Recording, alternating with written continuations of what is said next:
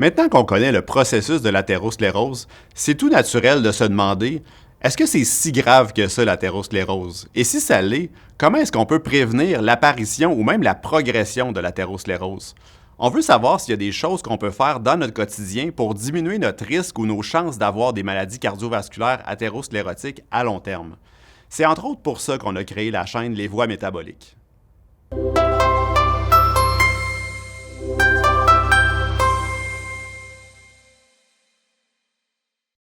On a souvent tendance à penser que les maladies cardiovasculaires, ça touche uniquement les personnes âgées. Même si c'est bien démontré dans la littérature scientifique que l'âge est un des plus importants facteurs de risque des maladies cardiovasculaires, il y a de plus en plus de scientifiques qui suggèrent que si on veut savoir si le processus d'athérosclérose est normal et fréquent, ou si on veut mieux comprendre le développement de l'athérosclérose, on devrait davantage étudier les jeunes adultes et même les enfants et les adolescents. Cette population est intéressante parce qu'ils ne sont pas autant exposés à des facteurs de risque associés à l'âge, contrairement aux adultes. Et s'ils ont des facteurs de risque, leur temps d'exposition à ceux-ci est assez limité parce qu'ils sont jeunes. En 1998, des chercheurs de la Nouvelle-Orléans aux États-Unis ont mené une série d'autopsies chez environ 200 enfants, adolescents ou jeunes adultes entre 2 et 39 ans, tous décédés des suites de divers traumatismes, donc pas de cause cardiovasculaire. Cette étude est appelée l'étude de Bogalusa.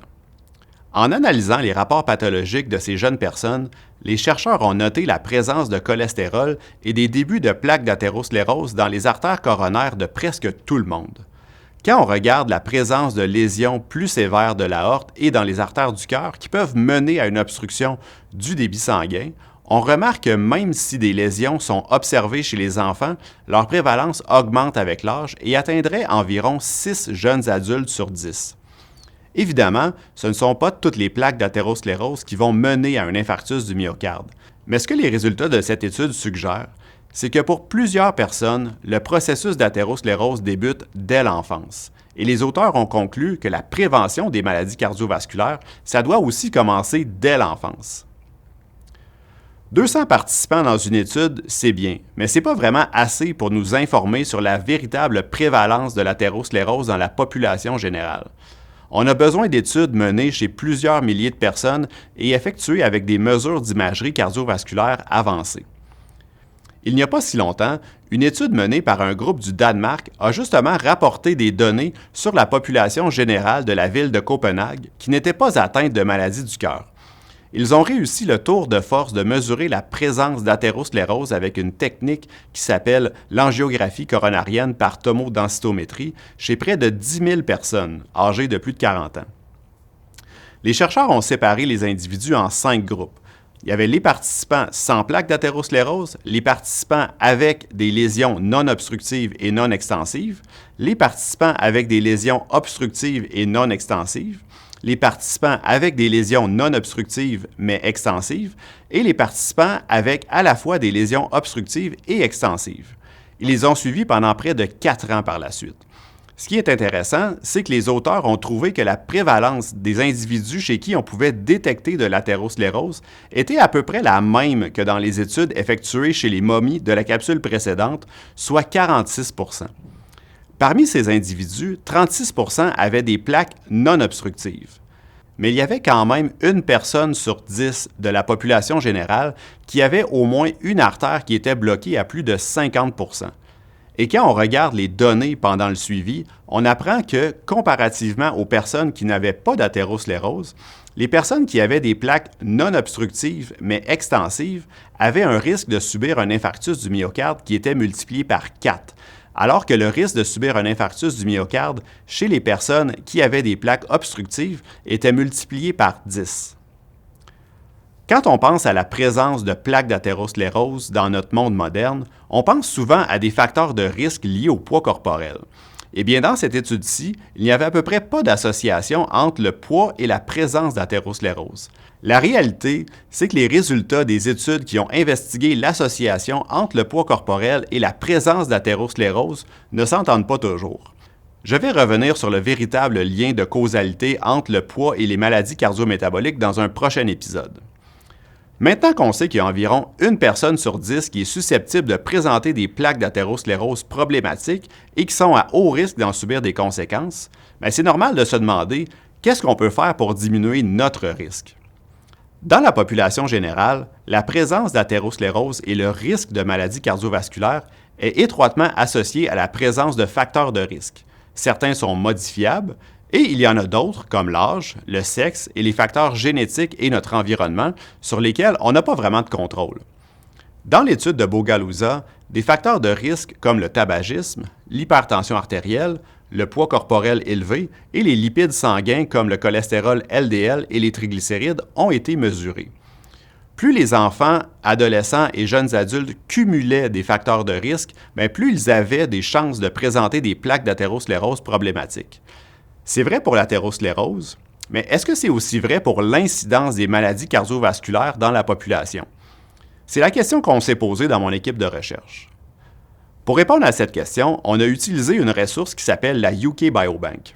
En un mot, la UK Biobank, c'est une initiative de chercheurs du Royaume-Uni qui ont recruté près d'1 demi-million de personnes dans les années 2000 et qui les suivent encore aujourd'hui. Les données anonymisées des participants de la UK Biobank sont disponibles pour l'ensemble de la communauté scientifique. Notre étude portait sur plus de 300 000 participants recrutés entre 2006 et 2010 et suivis jusqu'en 2021. Au cours du suivi, c'est près de 16 000 personnes qui ont subi un AVC, un infarctus du myocarde ou qui ont dû subir une chirurgie vasculaire. On avait des données sur 10 facteurs de risque des maladies cardiovasculaires, comme le tabagisme, l'hypertension artérielle, le cholestérol sanguin, l'inflammation, le contrôle de la glycémie, mais aussi des données sur la pratique d'activité physique, la qualité de l'alimentation et la qualité du sommeil. Dans cette figure qui présente l'impact d'un score de santé cardiovasculaire sur le risque d'événements cardiovasculaires, on voit cette relation dose-dépendante entre la présence de facteurs de risque cardiovasculaire et le risque de subir un événement cardiovasculaire pendant le suivi. Chez les gens qui n'avaient aucun ou seulement un facteur de risque, le taux d'événement cardiovasculaire était de 0,6 % pendant le suivi moyen de 12 ans. Au contraire, chez les personnes qui cumulaient le plus de facteurs de risque, c'est 16 % d'entre eux qui ont eu un événement cardiovasculaire. Après des ajustements statistiques, on a remarqué que le risque était plus de 12 fois plus élevé chez les personnes qui cumulaient le plus de facteurs de risque en comparaison aux personnes qui n'en avaient pas ou seulement un. Malheureusement, dans cet échantillon, c'est seulement 1,6 % de la population qui n'avait pas ou qui avait un seul facteur de risque. Donc, il y a place à l'amélioration. À première vue, la prévention des maladies cardiovasculaires, ça peut paraître simple. Moins on a de facteurs de risque, moins on est susceptible de subir un infarctus du myocarde ou un AVC. La réalité est toutefois beaucoup plus complexe.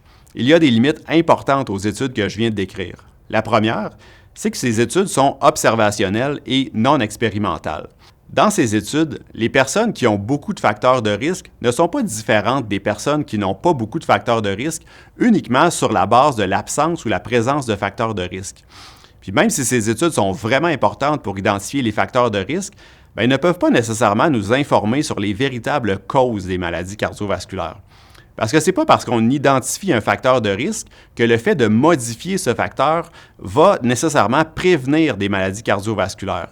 Et surtout, même si on identifie des facteurs de risque, ça ne veut pas toujours dire qu'il y a un traitement préventif ou une façon simple et supportée par des données probantes de modifier ce facteur de risque de façon durable. Ce que je propose pour les prochains épisodes, c'est justement d'explorer les études cliniques randomisées sur le sujet, mais aussi de plonger au cœur de la biologie humaine et même de la génétique pour connaître les véritables causes des maladies cardio-métaboliques, comme les maladies cardiovasculaires, afin qu'on puisse comprendre comment, comme population ou comme individu, on peut modifier les facteurs de risque sur lesquels on a un certain pouvoir et comment on peut diminuer notre risque quand on est exposé à des facteurs de risque sur lesquels on n'a pas le plein contrôle. Tout ça pour mettre toutes les chances de notre côté pour prévenir ces maladies et peut-être vivre plus longtemps en meilleure santé.